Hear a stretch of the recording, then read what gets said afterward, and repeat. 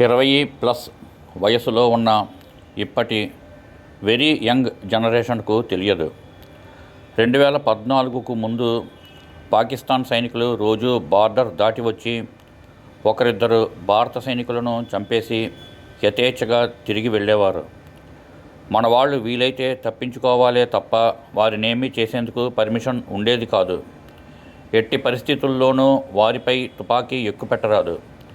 ఇదే అదనుగా రోజు వాళ్ళు రెచ్చిపోతుంటే మనం ఒకరిద్దరు సైనికులను రోజు కోల్పోయేవారం.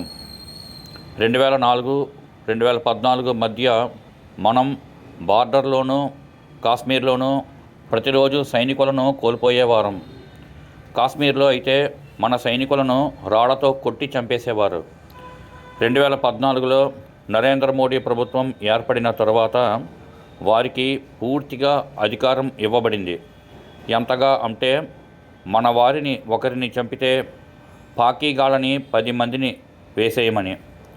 భారత్ మాతాకి జై.